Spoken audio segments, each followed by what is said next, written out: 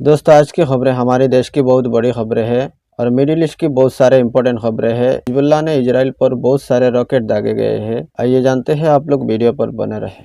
भारत के अंदर चुनाव चल रहा है और चुनाव के दौरान धर्म की राजनीति अपने चरम पर है। धर्म की राजनीति करके हिंदू मुस्लिम को बांटा जा रहा है, नफरतें फैलाई जा रही हैं।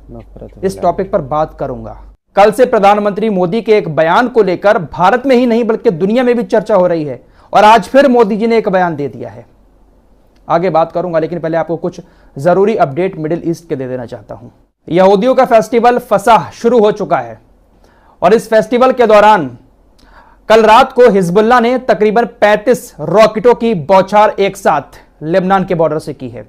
कल शाम इजरायली यहूदी फसह सेडर खाने के लिए बैठे थे, तभी लेबनान के बॉर्डर से जो सफेद शहर है उसके पास ईन जितिम के उत्तरी समुदाय पर 35 रॉकेट एक साथ दागे गए।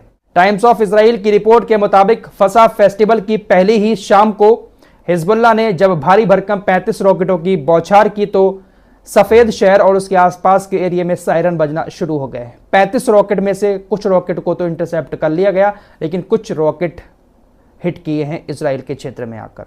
यहूदियों का फसह फेस्टिवल शुरू हो चुका है। बेंजामिन नेतन्याहू ने अभी 2 दिन पहले ही कसम खाई थी कि फसह फेस्टिवल के दौरान हम रफा पर ऑपरेशन करेंगे और ये ऑपरेशन हमास के ऊपर दबाव डालने के लिए होगा। हम खतरनाक ऑपरेशन करेंगे जिसकी वजह से हमास के ऊपर दबाव पड़ेगा और फिर वो हमारे बंदूकों को छोड़ देगा। एक और बड़ी खबर आ रही है कि रफा पर जो ऑपरेशन किया जाएगा उसमें अमेरिका, मिस्र और यूएई इजराइल का साथ देंगे। अमेरिका, मिस्र और यूएई के साथ मिलकर इजराइल इस ऑपरेशन को अंजाम देगा। अब यूएई और मिस्र किस तरह से साथ देंगे ये तो आने वाला वक्त बताएगा। वैसे कुछ ऐसी रिपोर्ट्स आ रही हैं जिसमें कहा जा रहा है कि मिस्र जो है कुछ लोगों को रफा से निकलने का एक गलियारा देगा और यूएई इस ऑपरेशन में क्या किरदार निभाएगा अभी सारी चीजें सामने नहीं आई है, लेकिन इन तीनों देशों के नाम सामने आए हैं। तो रफा पर हमले इजराइल जरूर करेगा। गाजा के अंदर लगातार खुदाई जारी है और जितनी खुदाई गाजा के अंदर हो रही है, लगातार गाजा से सड़ी गली लाशें बरामद की जा रही हैं। अल-शिफा हॉस्पिटल आपको याद होगा, अल-शिफा हॉस्पिटल के आसपास में जो कूड़े कचरे के ढेर लगे हुए थे, उन कूड़े कचरों के ढेर से 410 लाशों को निकाला गया है। सड़ी गली 410 लाशें कूड़े कचरे में पड़ी हुई मिली हैं। उनको मारकर ऐसे ही फेंक दिया गया, लेकिन दुनिया भर में इसकी कोई चर्चा नहीं हुई। नहीं। इतनी बड़ी बड़ी खबरें, इतने बड़े बड़े नरसंहार दुनिया भर की मीडिया की हेडलाइन नहीं बने। दुनिया में बहुत सारे नरसंहार हुए हैं, लेकिन इस तरह का नरसंहार शायद इतिहास में पहले कभी नहीं हुआ है। लेकिन अफसोस की बात यह है कि मीडिया, दुनिया भर की मीडिया इस नरसंहार को अपनी हेडलाइंस नहीं बना रहा है। हम आप लोग इस बात का अंदाजा भी नहीं लगा सकते कि गाजा के अंदर इजरायली सेना ने कितने लोगों को मारा है और कैसे कैसे मारा है। दर्दनाक तस्वीरें अब गाजा से सामने आ रही हैं। फिलिस्तीनी मीडिया ने बताया है कि गाजा के अंदर अब सांस की बीमारी भी बहुत ज्यादा होने लगी है, क्योंकि इतना सारा गोला बारूद गाजा के ऊपर गिर चुका है। खाना बनाने के लिए अब लोग लकड़ी का, कोयले का इस्तेमाल कर रहे हैं, या फिर जो घरों को इजराइल ने मलबे में तब्दील कर दिया है उनका जो मलबा है उसको जला जलाकर खाना बनाने की कोशिश की जा रही है, जिस वजह से पूरे गाजा के अंदर धुआं घुट गया है। और बाकी इजराइल जो बम धमाके करता है, धुएं के जो गुब्बार उठते हैं, उस वजह से पूरे गाजा के अंदर सांस की दिक्कत पैदा हो चुकी है। दोस्तों, एक बड़ा हैरान करने वाला आंकड़ा सामने आ रहा है। गाजा के अंदर ये जो जंग चल रही है, इसको लेकर दुनिया भर की मीडिया ये दिखा रहा है कि इजराइल आतंकवादियों से लड़ रहा है। मुस्लिम है तो जाहिर सी बात है उनको आतंकवादी कहा जा रहा है, लेकिन दोस्तों एक आंकड़ा सामने आया है कि जब से गाजा की ये जंग शुरू हुई है 7 अक्टूबर से, तब से लेकर अब तक यूरोप के अंदर इस्लाम कबूल करने वालों की संख्या 400% ज्यादा हो गई है। पिछले 4 महीने में यूरोप के अंदर 400% से भी ज्यादा लोगों ने इस्लाम कबूल किया है। यूरोप के लोगों ने गाजा के मासूम बच्चों को जब मौत के मुंह में समाते हुए देखा, वहां की महिलाओं के साथ इजराइल की सेना किस तरह का सलूक कर रही है, जब इस तरह की सारी चीजें देखी तो उन्होंने फिलिस्तीन के सपोर्ट करते हुए इस्लाम कबूल कर लिया।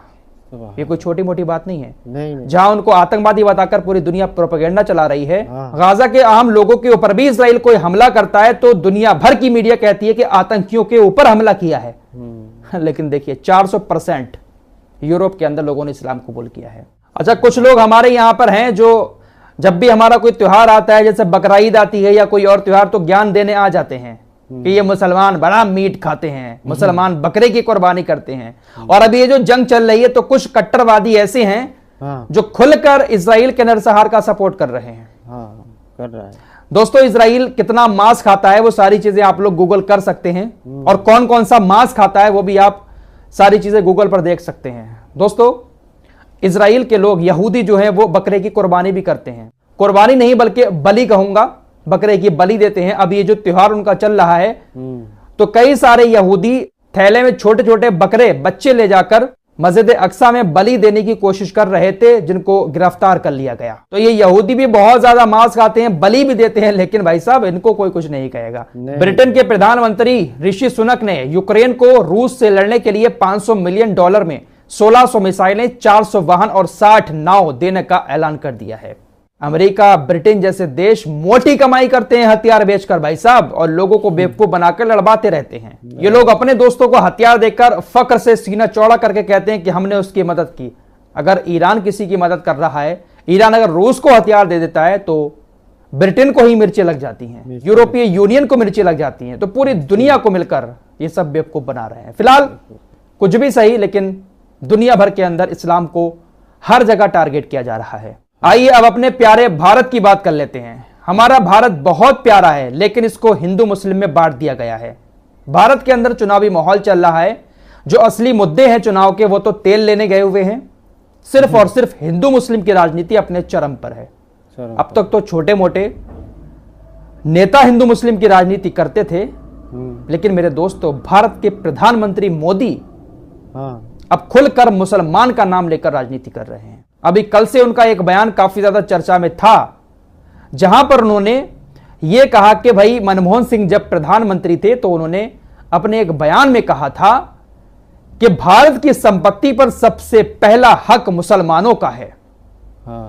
ये कांग्रेस वाले भारत की संपत्ति को मुसलमानों को देना चाहते थे, और भी न जाने कौन कौन सी बातें प्रधानमंत्री मोदी जी की तरफ से खुले मंच पर खड़े होकर चुनावी कैंपेन में कही गई।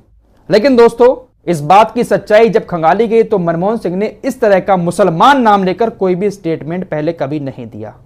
सिर्फ अल्पसंख्यक शब्द का उन्होंने इस्तेमाल किया था। प्रधानमंत्री मोदी के इस बयान को लेकर हमारे देश में ही नहीं बल्कि दुनिया भर की मीडिया में चर्चा हुई कि मोदी एंटी मुस्लिम बयान भारत के अंदर दे रहे हैं। दोस्तों, अभी इस पर चर्चा हो ही रही थी कि आज फिर राजस्थान के अंदर मोदी जी ने एक बार फिर से अपने मुंह से मुसलमान शब्द का इस्तेमाल करते हुए एक बार फिर यही आरोप लगाया कांग्रेस के ऊपर, और एक नया आरोप और लगा दिया। मोदी जी ने कहा कि कांग्रेस सरकार SC ST का आरक्षण कम करके मुसलमानों को देना चाहती थी। खुले मंच से प्रधानमंत्री मोदी कह रहे हैं कि SC ST का आरक्षण कम करके कांग्रेस मुसलमानों को देने की कोशिश कर रही थी। तो क्या मुसलमान इस देश के नागरिक नहीं हैं? सबका साथ सबका विकास की बातें मोदी जी करते तो हैं, लेकिन ये बहुत अफसोसनाक बयान पूरी दुनिया के अंदर बताया जा रहा है।